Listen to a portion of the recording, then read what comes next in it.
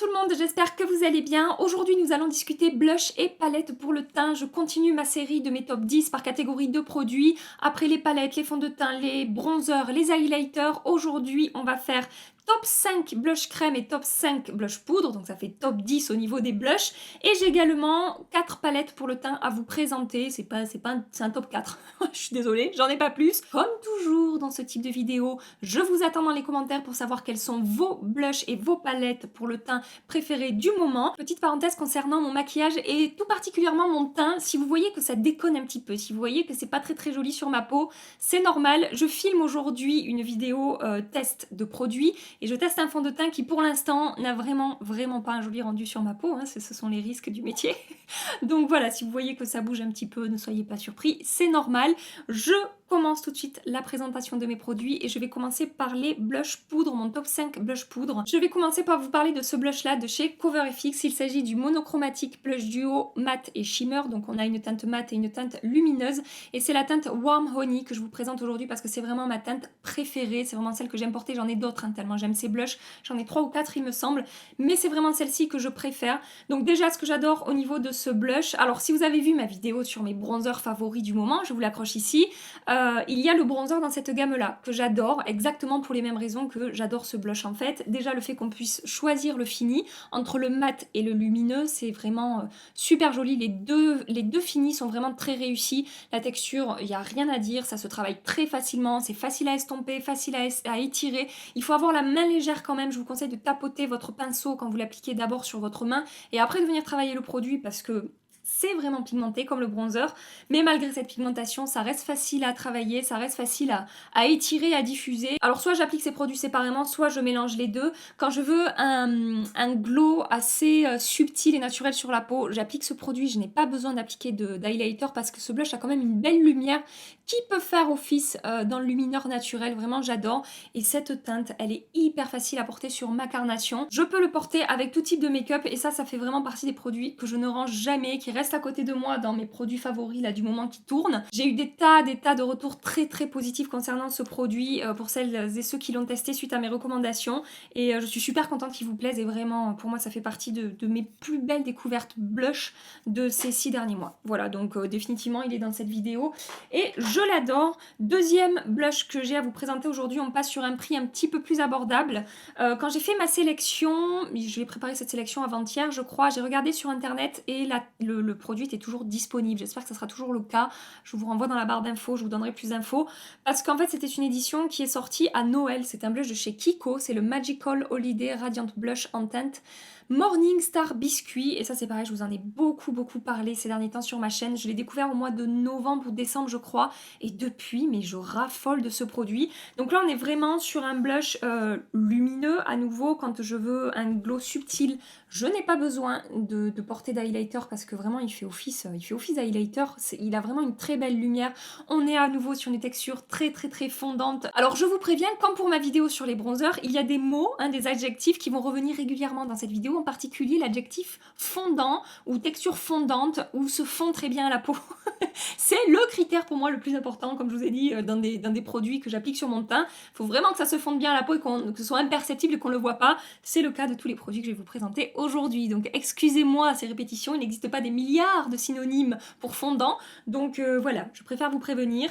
La texture est très fondante, il s'applique très facilement, il ne marque pas la peau, il n'amplifie pas la texture de peau. Attention quand même, si vous avez beaucoup de texture là où vous appliquez votre blush, optez plutôt pour un blush crème avec un fini plutôt mat, ça marquera toujours moins que des blushs lumineux puisque la lumière met toujours l'emphase hein, sur la zone où on applique le produit. Et donc au-delà de sa texture qui est vraiment très réussie, la teinte c'est pareil, je peux la porter avec tout type de maquillage. On est sur une teinte nude qui va vraiment très bien à ma carnation, très facile à construire, on n'est pas sur une pigmentation comment dire très intense, donc on peut difficilement se rater avec ce produit. Excellent rapport qualité-prix pour ce blush qui coûte, je crois qu'il coûte aux alentours de 15 ou 16 euros. C'est pas donné, je vous l'accorde, c'est pas du petit prix, mais c'est quand même plus abordable que d'autres blushs que je vais vous présenter aujourd'hui. Mais vraiment, ce blush Kiko, c'est pareil. Il est là à côté de moi. C'est rare que je le range dans mes tiroirs et quand je le range, il ressort assez rapidement. Pour le blush suivant, on reste sur un produit à un prix abordable. Alors sur le site de Sephora, ce produit est vendu comme étant un highlighter. Je ne sais pas pourquoi parce que vraiment pour moi, c'est un blush un petit peu lumineux. Ça n'est pas un highlighter. Bref, vous avez été nombreuses à me poser la question quand les fois où je vous ai présenté ce produit en vidéo, donc je préfère le spécifier aujourd'hui. Ce produit, c'est le Soft Sun de Zoeva que j'ai en teinte Radiant Glow. Pour commencer, la texture de ce blush est vraiment très réussie. C'est hyper doux quand on touche, un petit peu soyeux, et la texture est vraiment très fine. Donc une fois de plus, c'est quelque chose qui va être complètement imperceptible sur la peau. On va pouvoir diffuser facilement cette matière, ça va bien s'étirer, ça va bien s'estomper, ça ne fait pas de démarcation. Et au-delà de cette texture que j'adore, que je trouve vraiment bien, la teinte. Déjà, regardez, ça apporte un petit peu d'éclat. Alors, c'est moins lumineux que le Kiko que je vous ai présenté juste avant, mais il y a quand même de l'éclat qui se dégage de ce blush.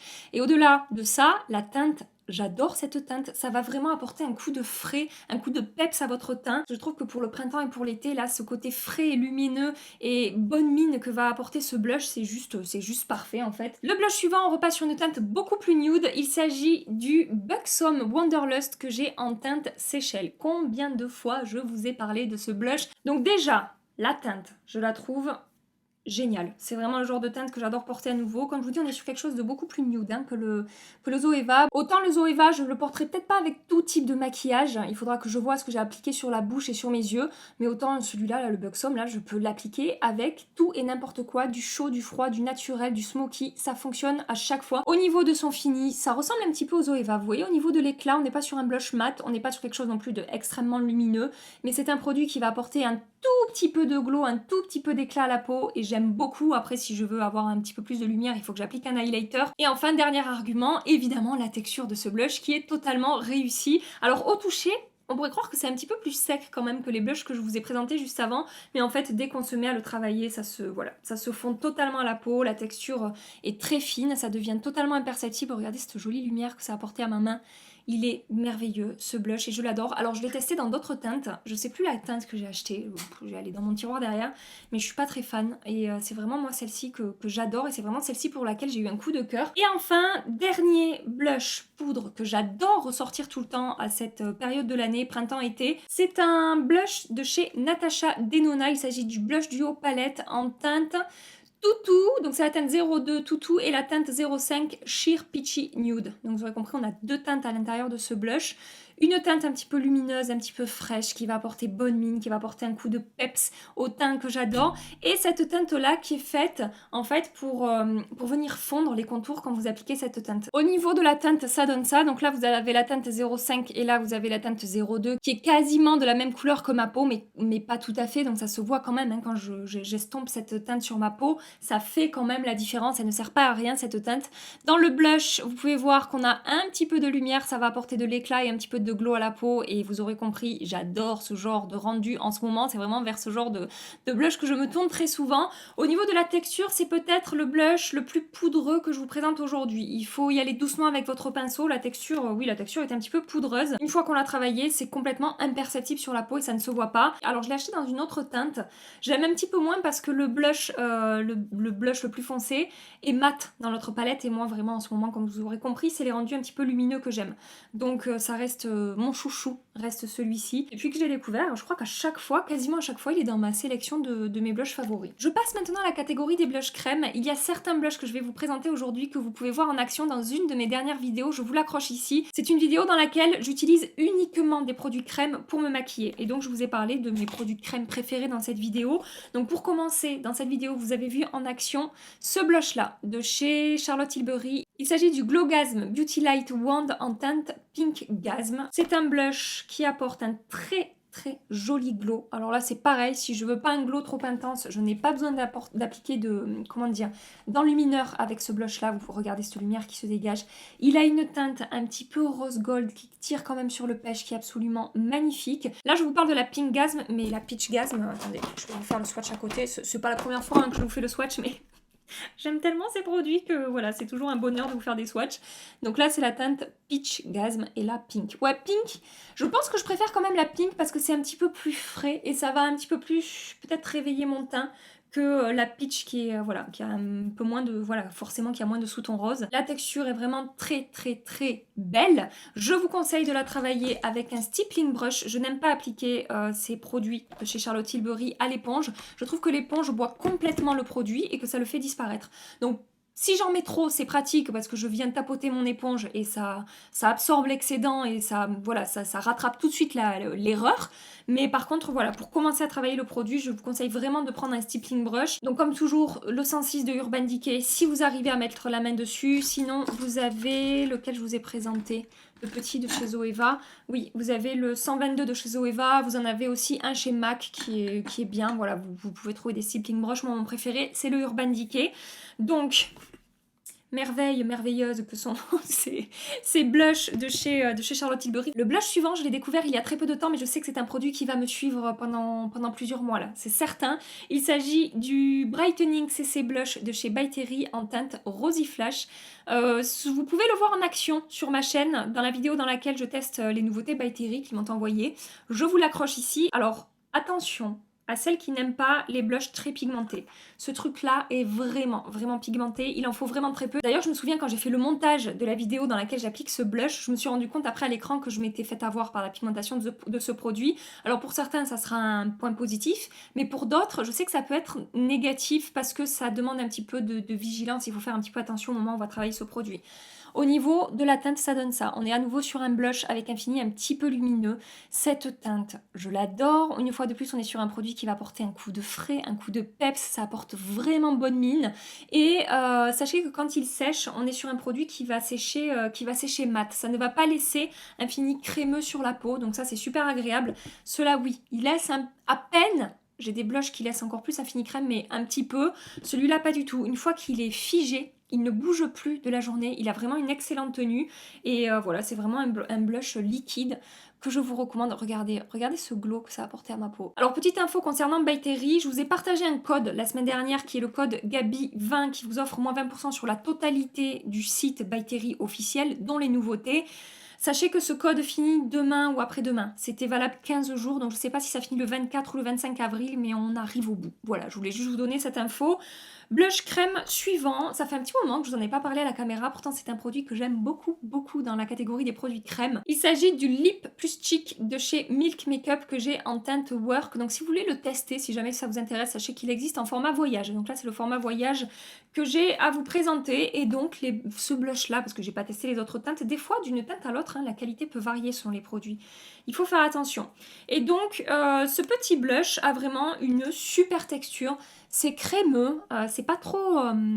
j'aime pas les blushs crème qui sont un petit peu trop visqueux. Des fois quand on touche un produit, ça a cette texture un peu... qui glisse un peu trop sous le doigt, un petit peu gras en fait.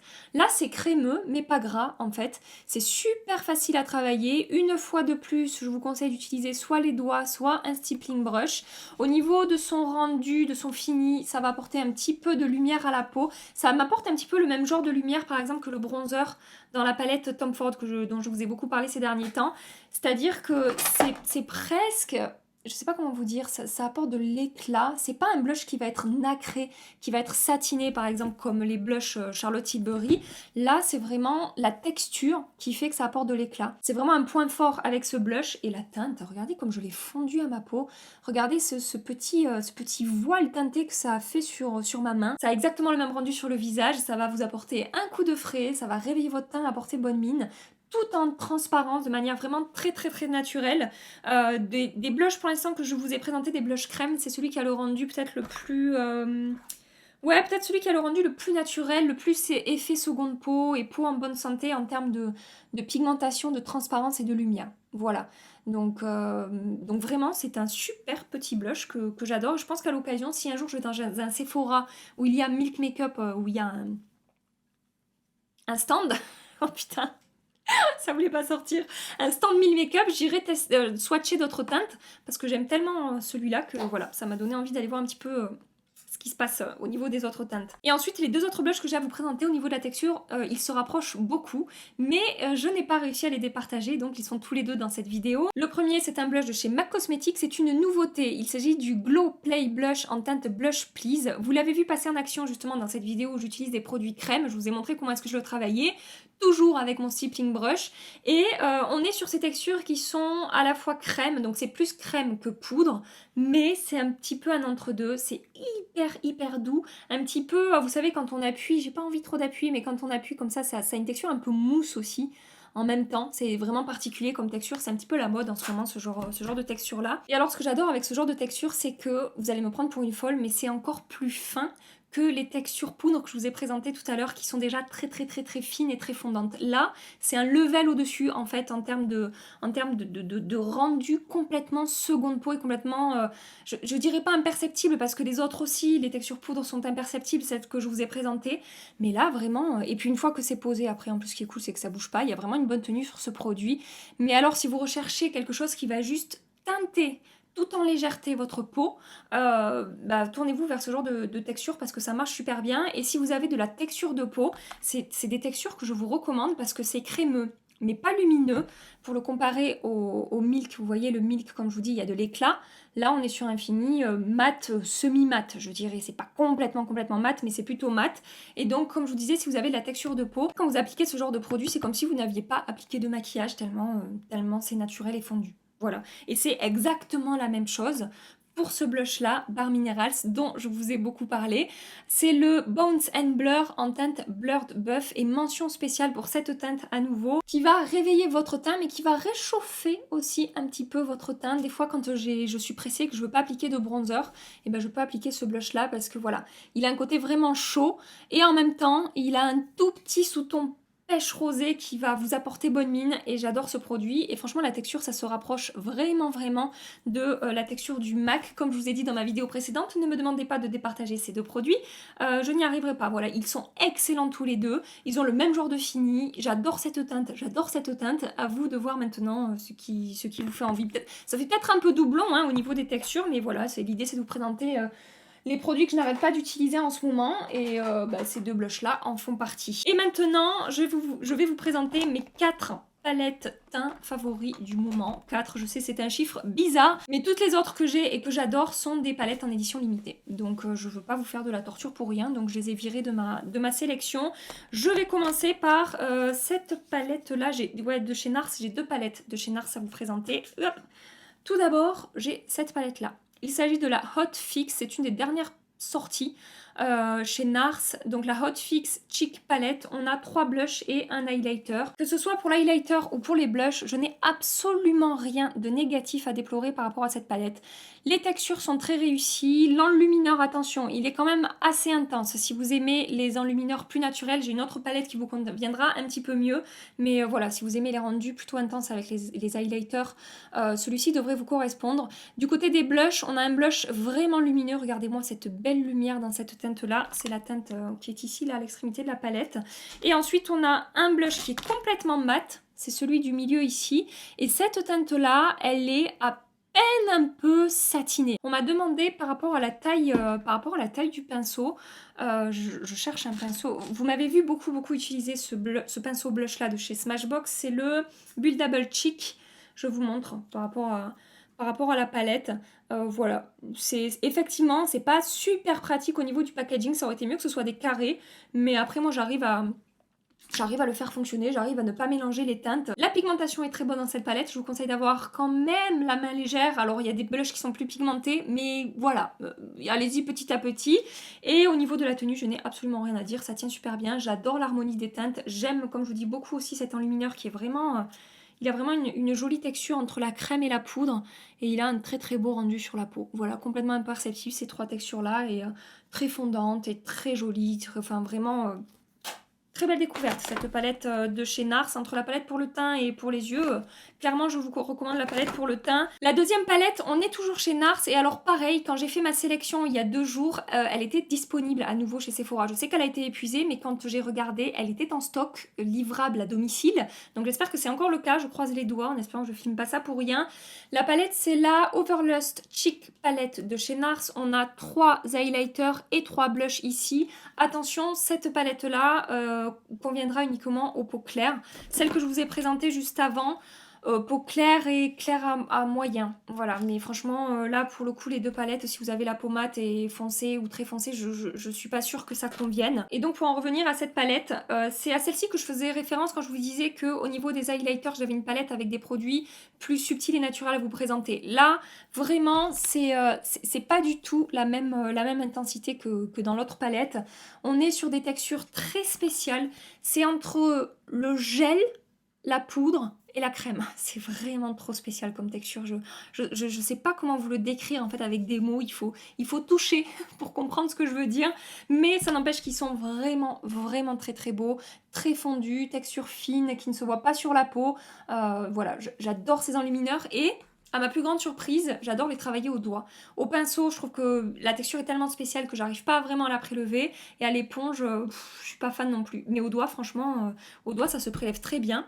Et je sais pas si vous le verrez, mais ça se travaille facilement. Je viens tapoter ça sur l'eau de mes pommettes et ça m'apporte un glow très naturel et vraiment très très joli. Voilà. Et les blushs sont également très très réussis. On a un blush un petit peu plus chaud ici, un petit peu pêche marronnée, et puis deux blushs avec des sous-tons un petit peu plus roses. Et vraiment les textures sont très fines, très réussies. Et j'ai eu beaucoup de retours très positifs concernant cette palette de votre part. Vous avez été nombreuses à me dire merci Gaby d'avoir recommandé cette palette parce qu'elle est géniale. Donc voilà, elle fait partie des palettes que j'utilise le plus en ce moment. Une autre palette que j'ai découvert récemment et que je ne pensais franchement pas aimer. Franchement, je l'ai testée sans grande conviction et en fait, j'ai été bluffée par la qualité de cette palette. Il s'agit d'une palette de chez Urban Decay, c'est la Stay Naked en teinte Naked. J'ai également la teinte Rise, c'est le blush surtout qui va changer. Dans la teinte Rise, le blush c'est un corail pêche vraiment très très vif, beaucoup plus vif que ce que vous pouvez voir là à la caméra, c'est vraiment très vif. Du côté de la teinte Naked, on est sur un rose vif également. Attention, si vous aimez les couleurs vraiment très subtiles et naturelles et nude, comme d'autres teintes que j'ai pu vous présenter aujourd'hui, comme ce que vous retrouvez par exemple dans les palettes NARS, ça ne vous conviendra pas. Mais si les teintes vous plaisent dans cette palette, je vous assure que vous ne serez pas déçus par la qualité des poudres et les textures de poudre que vous allez retrouver dans cette palette. Alors, on est quand même sur des produits qui sont poudreux, attention. Les poudres, il faut y aller doucement parce que ça a tendance à être un petit peu volatile, mais c'est pas du tout sec. Des fois, quand je dis c'est volatile, je l'associe au mot sec et un peu épais. Là, pas du tout. C'est poudreux, mais c'est hyper fondant, hyper fin comme texture et c'est vraiment super réussi. Alors on est sur une très très belle pigmentation. Attention, si vous aimez les produits moyennement pigmentés, ne vous tournez pas vers cette palette. Et quelque chose qui m'impressionne avec ces produits, c'est que là par exemple le blush, il rend ma peau toute douce, mais vraiment toute douce, et je retrouve le même effet qu'avec par exemple des poudres de finition comme la Ultra G de chez Makeup Forever ou comme ma Velvetizer de chez Urban Decay ou comme la poudre libre Bye Bye Pore de chez It Cosmetics. Ces poudres qui vont vraiment lisser la peau et rendre la peau toute douce. Et ben c'est exactement ce que je retrouve avec ces deux poudres là. Quand je vous dis que c'est d'une finesse incroyable dans cette palette, c'est vraiment le cas. Et alors l'enlumineur est également très joli. Par contre, à la différence du blush et... Non, dans le bon ordre Gabi, du blush et du bronzer, on est sur un rendu plutôt subtil et naturel au niveau de cet highlighter. Il fonctionne super bien. La texture est également très très réussie, mais pour le coup voilà, on est plutôt dans la catégorie des enlumineurs plutôt naturels. Voilà, c'est pas intense, c'est pas ultra métallisé, mais c'est également super joli. Je me surprends à les utiliser très très souvent et j'aime énormément la texture de ces poudres. Et enfin, dernière palette du moment, mais un de mes plus gros coups de cœur en termes de maquillage du moment, la palette de chez By Terry Brightening CC Palette en teinte Sunny Flash qui va comporter 4 teintes, 2 teintes que moi j'utilise comme blush, une teinte qu'on peut utiliser comme poudre de finition en ayant un pinceau fluffy, pas un pinceau trop dense parce que c'est quand même assez lumineux, ou alors avec un pinceau dense ou un pinceau highlighter comme celui-ci, je peux l'utiliser en highlighter.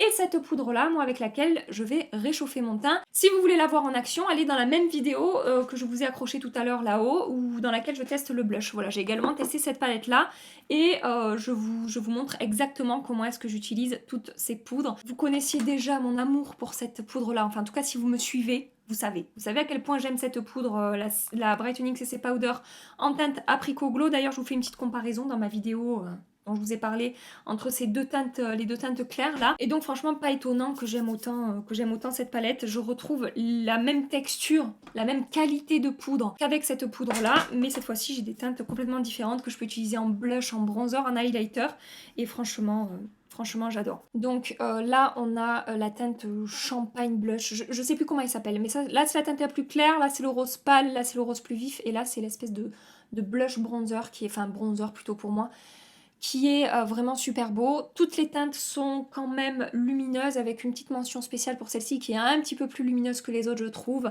C'est hyper fondu sur la peau, c'est complètement imperceptible, ça se travaille hyper facilement. Alors vous avez été une ou deux à me faire la remarque de la quantité par rapport au prix. Donc on a 2,25 grammes de poudre par teinte. Je vous l'accorde, c'est pas beaucoup. Mais juste faites le calcul, ça fait 9 grammes au total dans cette palette et elle coûte 49 €. Dans les poudres classiques comme ça qui sont vendues toute l'année, parce que ça c'est une édition limitée, dans celle-ci il y a 10 grammes et c'est vendu il me semble 52 €. Donc en gros s'ils avaient mis ne serait-ce que 5 grammes de poudre par teinte, ça aurait fait plus de 100 € la palette. Voilà, c'est juste ce que je veux vous dire, c'est très cher, je vous l'accorde. En même temps, 9 grammes, 49 €, 10 grammes, 52 €. Voilà. Je voulais juste vous faire le petit point par rapport à la quantité qu'on retrouve dans cette palette. Après, c'est à vous de faire vos choix. Moi, comme toujours, je vous donne tous les critères. Vous prenez ça dans un shaker, vous secouez, vous ouvrez, et après, il y aura oui, je prends ou non, je prends pas, mais ce sera dans votre shaker.